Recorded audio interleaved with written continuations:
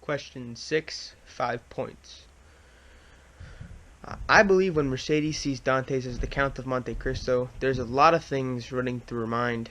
She doesn't tell anyone that she knows him, but it says she got pale, indicating she was in a nervous style. Or possibly it just shocked her to see him after almost 20 years, I believe. Her recognition of Dantes as the Count shows that she still remembers him, and obviously still loves him if she can recognize him, but when she first saw him, she went very pale and also could barely speak, too. This is a significant scene because it allows Mercedes to realize that Fernand, her husband, has been lying to her for years. It also seems likely that she is aware of the fact that Dantes is there to exact some form of revenge on them, as he does not identify himself as Edmond Dantes. Because he sees the Count as a rich guy and could possibly use him to get some form of wealth. But what he doesn't know is that the Count is Dantes.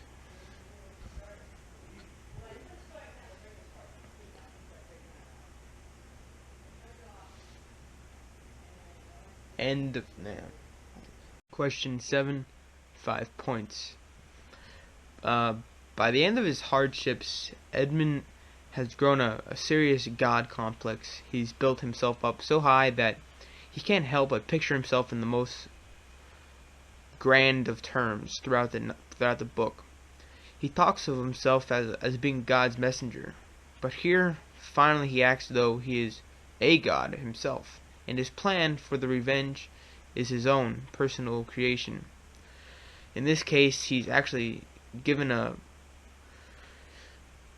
reprieve. He doesn't have to destroy his work, but it's the moment he realizes that he's more of a destroyer than a creator or even a life giver when he kills the innocent Edward, but that his world comes crumbling down.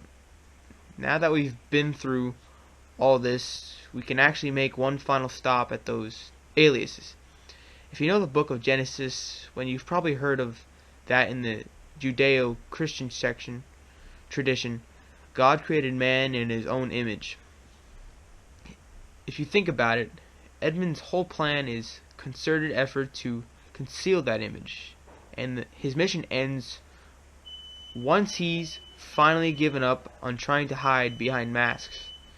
It's a hard concept to get your head around, and frankly, when you get your head around it, Edmund is finally reborn only after he gets back to his roots. A list of aliases that the Count uses are Monte Cristo, Sinbad the Sailor, Abe, Busini, and Lord Wilmore. The significance of the names shows how he adds.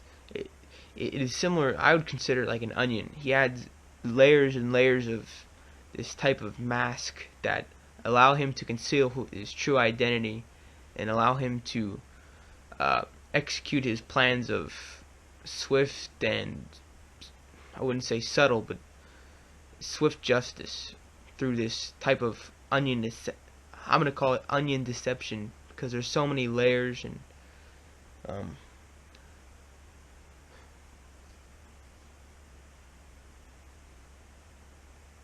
so with this deception and these aliases, he uses them to get in with people, and it's just kind of funny how nobody really picks up on things, but it has been a very long time. But that is just my opinion.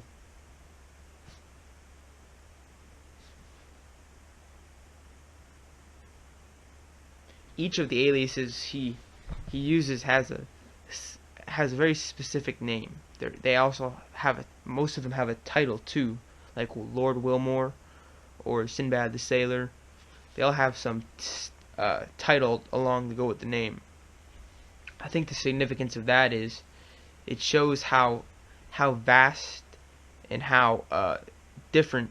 They're so different that there's no way they could be linked together, and they're all used in this own world that Edmond Dantes creates, and they're all using his own special world uh, to create what how he sees fit, due to how he sees himself as God's messenger.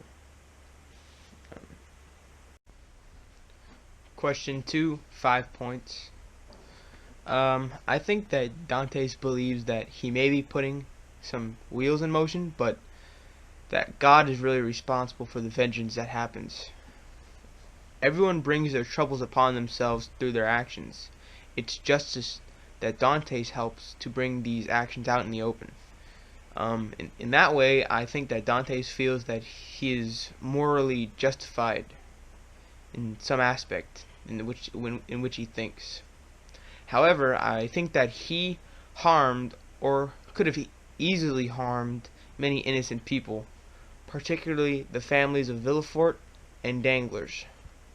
I also really didn't understand, or I didn't like, how he even tried to control the lives of the people he cared for, like with Valentine and Maximilian.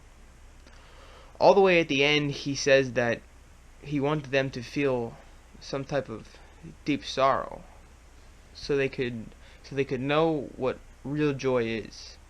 While that might be a philosophically sound reason, it didn't feel it was morally right to be the person to create that type of feeling in a situation such as that.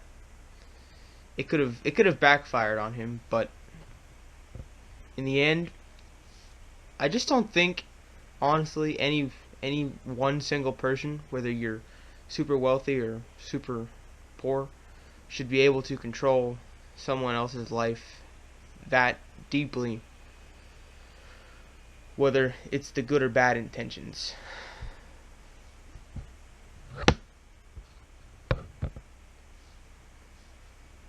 And I did think that some of the vengeance was too much, and for the most part, he honestly didn't feel any regret.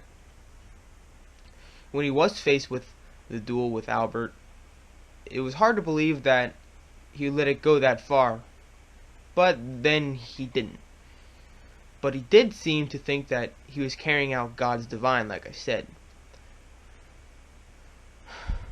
To be honest, he was just so angry at that point that he could not look at it rationally.